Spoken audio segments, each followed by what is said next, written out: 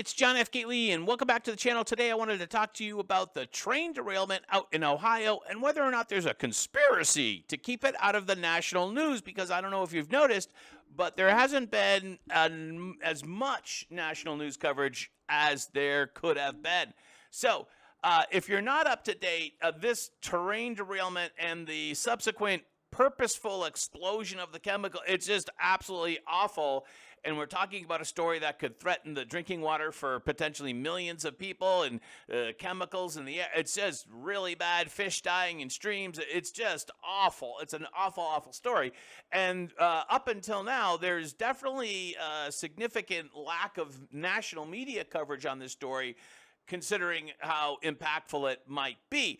And I didn't even want to do this video, but I did a little bit of this on the live stream last week, and it seems like I'm hearing more and more about this situation where a reporter was arrested while the governor was giving a press conference, and these conspiracy theorists are saying, well, that's part of the whole conspiracy to keep this story smothered. And yeah, no, it's not. No, it's not a part of the conspiracy to keep this story smothered, as it is a big story. This hazardous waste materials specialist basically said, here's his quote: "We basically nuked a town with chemicals so we could get the railroad open." It's really bad. But the fact that a reporter got arrested at a press conference is not part of the conspiracy. It's not. We now have body cam footage, which is available, and it's from the Ohio State Police. And the first portion of the body cam footage does not have audio, but it does pick up audio soon thereafter. So let's take a look at that. Here we go. The beginning of the press conference. See, all the reporters are in a horseshoe there. They got some of their lights. Things are happening with the press conference. The setting is a small gymnasium in an elementary school, gymnasium. So the first thing you see, this guy step out of the way, and then this guy with the red hair, green jacket, he goes backwards and behind the event, and then this guy in the camo, he's going to come back in a minute. So if you've ever done an event, especially if you've ever done any advanced work, you have to control the environment. And whether you're inside or outside, things can be difficult for people to hear if there's a bad acoustics, for instance, like you would get in a small gymnasium. So right back here, the guy with the camo's already back there, like actually already talking to him, like, hey, I've already been back here. I told you not, oops, sorry about that. I told you not to do your live shot while the governor is having his press conference, but it seems like you've done it anyways. So the female trooper is now going to give him the old, yeah, you got to cut this out stuff, because the conference, the real event, see, she's right there doing it. And he keeps on talking, because guess what? As a reporter, you're not the story. You're not the story. As a reporter, there we go.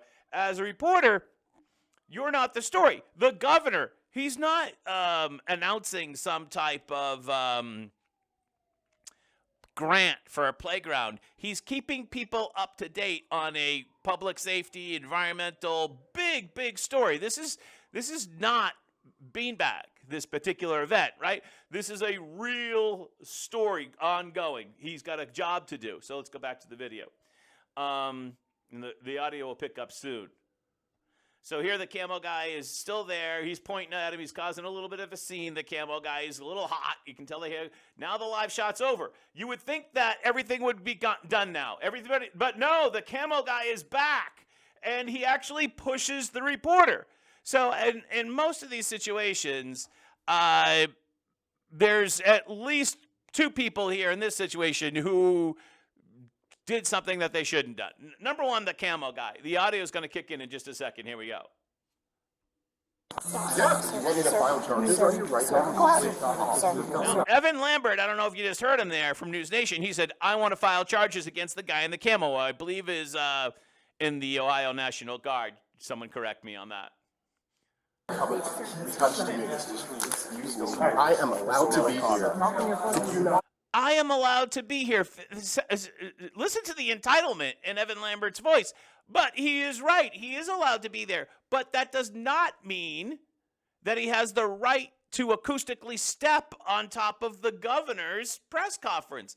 All of you reporters, you're not the story, right? I don't care if you have a live shot set up for that moment. If you're going to interrupt it because you're doing your live shot and the people who really matter, the people who got elected, can't be heard, you're being disruptive. You, Evan Lambert, are being disruptive if the people who are actually providing the information cannot be heard because you're in this gymnasium with bad acoustics. Doing a live shot is a normal thing. We all get that, but you can't be disruptive about it. And clearly, Evan Lambert was warned. Did you not see that man put his hands on? Shut it down and continued on. Go. Now. Go. He was not only warned, but actually when he was doing the live shot, he got the, like, you got to cut this out. Now. Or you can go to jail. Sir. You want to go to jail for criminal trespass? All right, so good on the cops. They're actually being assertive, but they're also giving him a choice. They're not backing him into a corner. They're basically saying, hey, you can go outside the gymnasium or you can get arrested. Your choice. Listen. Do you want to go to jail for criminal trespassing? Do you understand? You know how quickly our lawyers will get me out? I don't care. Sir, can we I don't talk? care. All right, now he's getting smarmy. You know how quickly my lawyers can get me out? Yeah. Do you know how quickly we can arrest you? Evan Lambert's going to find out in just a minute. Let's talk outside. Go. Let's talk outside. Come on, Out the outside. doors. Come on. Out the doors. Out the doors. By other media right here. So at this point, he's like, hey, I'm trying to exercise my First Amendment rights. There are other media. At this point, they don't care. Why? Because he's the only one doing the live shot. Listen. I don't care. It's my You're going to job. walk out the door. I'm going to listen. You're going to walk Do out not the door. touch me. Now he's creating a scene. He's creating a scene which is further disrupting the governor's press conference. Don't get me wrong. I'm no, Mike DeWine fan, but he is the governor. He is elected, and he's trying to deliver information to the Ohio public that they desperately need. You're going to walk out the door, or you're going to jail. Do not touch me. Sir, can we talk outside, please? You're going to walk out the door, or you're going to jail. And then the reporter, do not touch me. Trying to Talk listen. outside, please. And he escalated with me. I am doing my job. I'm covered by the First Amendment. Excuse me, sir. I'm the building supervisor here. Please leave. Okay, so at this point, Evan Lambert's making a very good case that the guy with the camo pushed him around and escalated things. That's a legitimate point.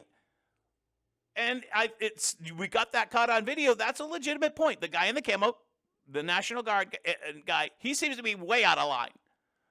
On the other hand, Evan Lambert is now creating a scene, and now he's out. So they're both wrong. And thirdly, this is not some type of conspiracy to smother the story and not let it out to the American. No, that's baloney. You're going to stand outside, You are or you're going to jail. Let's go. Let's go. Now they arrest him, and you've all seen this. He does not comply. He's still fighting with the cops. He's resisting arrest. You've probably already seen this one. They've taken him down. Goodbye. Thanks for coming. You're off the counter. Stop resisting! Stop You are this! under arrest. Oh my God, stop! You want to get this? Trying to get the reporters not to cover this. Like, hey, if you're gonna arrest the guy, what are you hiding? You guys, he's a national correspondent. You It cannot doesn't do matter this. if he's a national correspondent, if he's being an asshole, which is what he was, right? And again, you could say that the guy in the camo also deserves to be arrested if you want to go with that line of argument. My feeling is that there's got to be some sense of reasonableness right out of the gate from all of the parties, and that seems to be lacking. And I think we don't see that here, number one, because I'm guessing before the press conference started, I'm just guessing, I'm going to speculate here, that they mentioned to the reporters because of the acoustic, you can't do, but the live shot while the governor's doing it is not going to work. Anyone that's ever been to a gymnasium knows that. All right, so he's getting arrested, by the by, off to jail. And then this is where his producer, and let's see if the audio comes back. At 5:50. It's the worst possible timing in the world, okay? But we can, there's nothing that we can do about that. He's committed to doing. Okay, what he just said is that they have a live shot at 5:15. It's the worst possible timing that the governor happened to come out at that point, but they're committed to the live shot. Well, let me just tell you that if the rule is you can't do the live shot while the governor's doing his press conference, then you've got to throw it back to the studio. That's News Nation's problem. Don't make it the governor's problem that you decided to do a live shot when it was inconsiderate. Let me just put it this way. When it was impolite, when it was unprofessional, you decided to do a live shot. But basically the producer who's trying to explain things actually throws Evan Lambert under the bus. Oh, where's the audio? The audio went away again, sadly. All right, there we go. Bring it back up. Needs to talk about.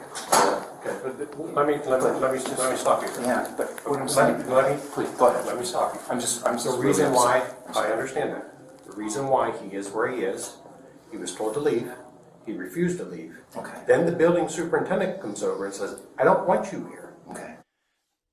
All right, that's the money quote right there. He was told to leave. He refused to leave.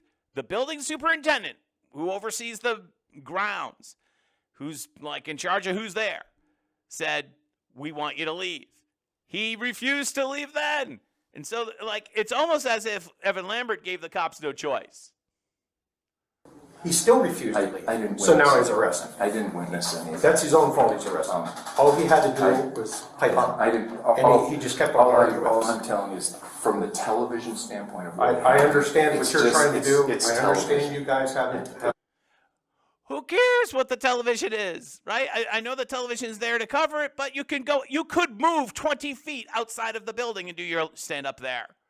It would have been a really easy, but I'm thinking that Evan Lambert doesn't have the courtesy to do that. And now he's arrested. By the way, I kind of agree with Evan Lambert that maybe the National Guard guy should also face some discipline and or arrest, and maybe Evan Lambert will file charges against him. I don't know. But what I do know is that this is not some part of some larger conspiracy to silence the news media about this horrific train crash and subsequent explosion and EPA nightmare that is happening now, and that the Biden administration is not handling very well at all. All right, so from Plymouth, Massachusetts, America's hometown, here behind enemy lines, I'm John F. Gately. Have a great day. Bye-bye.